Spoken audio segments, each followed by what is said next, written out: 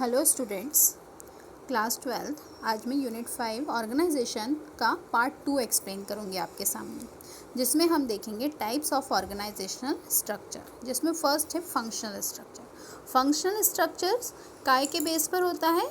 Department के base पर। मतलब इसमें जो भी डिपार्टमेंट्स होते हैं, जैसे सेल्स डिपार्टमेंट, परचेज डिपार्टमेंट, मतलब इसको जो डिवीज़न होता है, इसको जो डिवाइड किया जाता है वो अकॉर्डिंग टू डिपार्टमेंट होता है।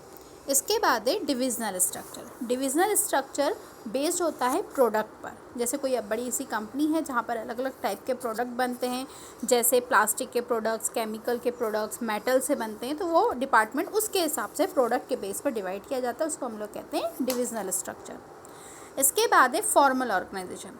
फॉर्मल ऑर्गेनाइजेशन एक ऑफिशियल ऑर्गेनाइजेशन होता है, मीन्स वहाँ पर कुछ रूल्स होते हैं, रेगुलेशन होते हैं, जो भी काम करता है उसको कुछ अथॉरिटी दी जाती है, रिस्पॉन्सिबिलिटी दी जाती है, तो उसको हम लोग कहते हैं फॉर्मल ऑर्गेनाइजेशन।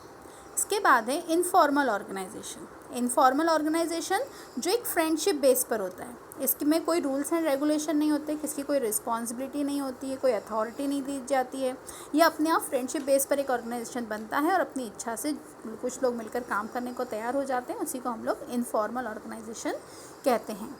नेक्स्ट है डिसेंट्रलाइजेशन। डिसेंट्रलाइजेशन से क्या मतलब है? जैसे कि एक कोई बड़ी सी कंपनी है, वो अलग अलग डिपार्टमेंट से बटी हुई है, हर डिपार्टमेंट के अपने कुछ राइट्स हैं, अपनी कुछ अथॉरिटी है, रिस्पॉन्सिबिलिटी, उसी के बेस पर काम करते हैं। बाकी जो हेड ऑफ द डिपार्टमेंट होता है वो अपने मेन काम देखता है। मतलब पहले से ही सारी चीज़ अथॉरिटी रिस्पॉन्सिबिलिटी डिवाइड रहती है, उसको हम लोग कहते हैं डिसेंट्रलाइजेशन।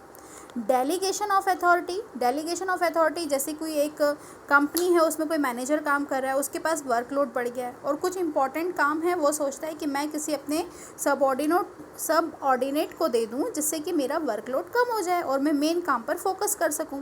तो वो अपने काम का कुछ हिस्सा दूसरे को दे देता है और उसको करने के लिए कुछ अथॉरिटी भी देता है और रिस्पॉन्सिबिलिटी भी देता है। लेकिन अगर सपोज उस व्यक्ति से कोई गलती हो जाती है, तो रिस्पॉन्सिबिलिटी जिसने उसको काम दिया, मैनेजर ने, उसकी होगी। तो यहाँ पर कुछ काम दिया जाता है। तो ये डिसेंट्रलाइजेशन और डेलीगेशन ऑफ अथॉरिटी में डिफरेंसेस मोस्ट इंपॉर्टेंट है आपको करना है, फॉर्मल और इनफॉर्मल ऑर्गेनाइजेशन में डिफरेंसेस। Okay, thank you.